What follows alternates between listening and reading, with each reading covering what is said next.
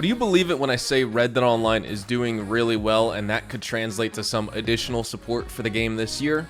Probably not, but we do have some different and honestly pretty interesting news to talk about today, and it's news that, depending on how you look at it, could be seen as good news for you personally, and maybe for others, it's just same old, same old.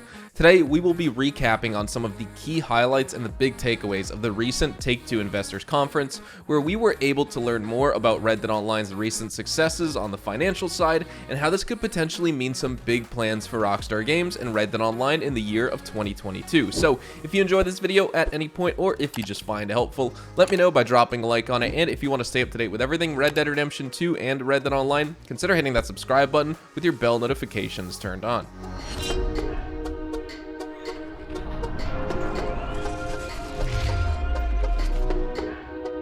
So first, if you watch my Tuesday update video, some of this may be familiar as we briefly talked about the biggest pieces of info and news, but this video is more of a deep dive on how it actually affects Rockstar and the support they give Red Dead Online as a product compared to something like GTA Online, which is Rockstar's only other product they've released out on the market right now that gets consistently updated. And the good news here is that we seem to have a very pleased Rockstar and Take-Two Interactive with the performance of Red Dead Online. So just breaking down some of the biggest key highlights from this investors call. According to Take-Two Interactive, Red Dead Redemption 2 has sold over 43 million units to date, and of those 43 million units, 4 million of them were sold in the last financial quarter alone. And this is a huge jump from the about 1 million reported units sold over the last several financial quarters. Now, it should be noted that quarter 3 for Take-Two Interactive always has an increase of sales compared to Q1, Q2, and Q4, both for GTA and Red Dead, just because it's the holidays and that's when most people are buying these games,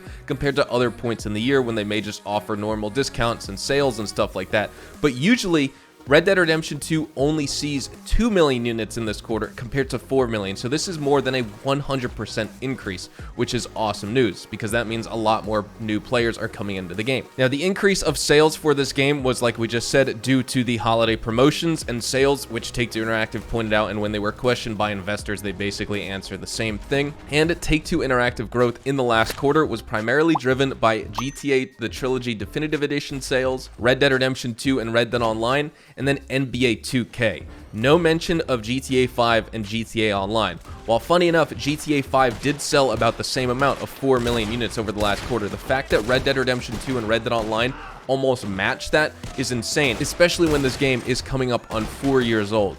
And traditionally, we usually see Red Dead lagging way behind GTA 5 and GTA Online when it comes to sales. GTA Online is obviously a massive behemoth, and it's always going to be steps ahead of Red Dead. But the fact that these were closely matched this past financial quarter is huge news. The other thing is the fact that Red Dead Redemption 2 was mentioned here in terms of growth for Take-Two Interactive, because that was standout, just like the Trilogy Definitive Edition that sold over 10 million units, and then of course NBA 2K, which is a 2K product and not Rockstar. Now, Take-Two also noted that they had an excellent quarter driven by holiday sales across all their games, and most notably, Red Dead Online outperformed Take-Two Interactive's expectations due to an influx of new players from updates like Quick Draw Club 4, All Hallows Call to Arms, Halloween Pass 2, and Holiday Call to Arms, and of course the recent change to monthly in-game events compared to the weekly in-game events. It's funny that when Strauss Zelnick, CEO of Take-Two, was rating this, he made it sound like those were like major and a series of updates to Red Dead Online, whereas we know from our own player experience these were definitely smaller content updates. But that is what he's attributing to the growth of Red Dead Online and also Take-Two Interactive sales.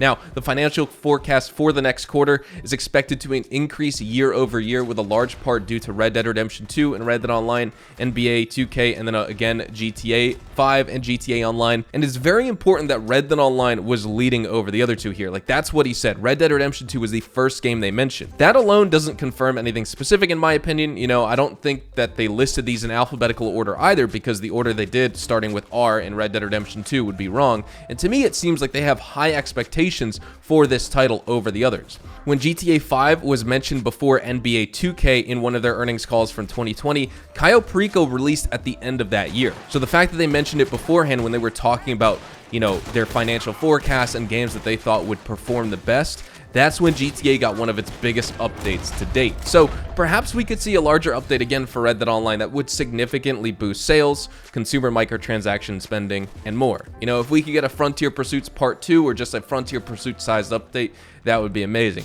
Now, some other quick highlights. Take-Two seems to greatly benefit from the switch to the monthly updates and a monthly change approach to Red Dead Online. In addition of the 2 major content updates and DLCs they release, we should expect this trend to continue going forward. I don't think we're going to see a switch back to weekly updates anytime soon, maybe after the next DLC, but until then that drops, we're going to keep seeing these monthly updates because it's working out great for them. Now, Red Dead Redemption 2 and Red Dead Online sales also came as close to the sales of GTA 5 and GTA Online this past financial quarter like we talked about, and that's honestly great news, because while the online content hasn't been changed or updated much at all in the past 365 days, with only one major update, which was Blood Money, and that wasn't received well at all. In terms of new game sales and incoming players, the game is in a really healthy spot, and it's much healthier than it's been recently for the past couple of years. And then sort of like we talked about as well, Q3 sales for RDR2 and Red Dead Online for Take-Two Interactive are always at their highest point for the year compared to Q1, Q2, or Q4. However, this year's Q3 performance in game sales was more than double what the previous Q3 sales resulted in. So what does this all mean for the future of the game? Well, it's yet to be known officially when Rockstar starts to make some announcements. Right now, it's good to know that the game has seen a huge influx of new players, but what Rockstar really needs to do is just start retaining those new players. They have one part of their business model working and solidified, but they haven't taken much action on the second part. Whereas with GTA Online, they don't have that problem. There's always tons of new players buying GTA Online and tons that actually stick around for the long haul and continue to play the game, buy shark cards, etc. And that's because there's just enough content to keep them playing, and there's enough content that's added over time to also keep them playing.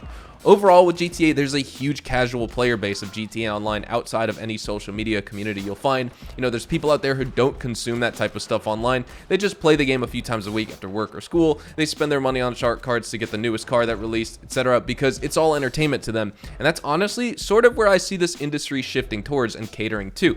The next generation of gamers are all about the entertainment consumption side of games, where you log on, check out a new update and its content, and potentially buy some microtransactions because that's where they get the fun from, as opposed to someone like myself or an older generation gamer where we like to play the game and unlock a lot of stuff for ourselves. We don't really want to spend additional money on the game after we purchase the game itself, but that's changing with the newer wave of gamers, and it benefits Rockstar Games and GTA Online greatly. But Red Dead Online is missing that core component to this, which is them adding content for new players to spend their in-game currency on, or in the case of them getting microtransactions, Rockstar adding new content that players can spend their real currency on to then get in-game currency to then buy the new content. Now, the past major update to Red Dead Online really only added new missions to the game. We talked about this a ton of times. It still has a lot of replay value to this day for a player like myself, and I'm sure other active players out there, but with all the things we can do between roles and all the missions, it's about time Rockstar starts building momentum by adding new content, and hopefully that's a direction we see Rockstar take Red Dead Online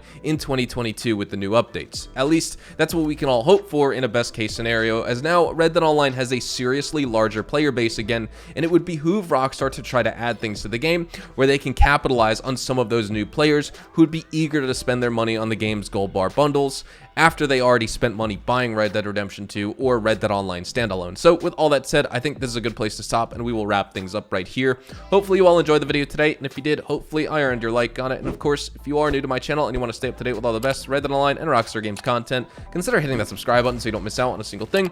We consistently talk about updates, news, information, tips, tricks, and even leaks, and we'll keep you guys updated here on the channel daily. So make sure you hit that subscribe button. If you want to follow me over on Twitch, Twitter, and Instagram, those are the best places to get connected with me outside of YouTube, and you're more than welcome to ask me any questions on those platforms. You can follow me at HazardousHDTV, and all of my social media links can be found in the description down below. With that being said, thank you all so much for watching. Hope you all have a fantastic day, and I'll see you guys in the next Red Dead Online video. Adios, amigos.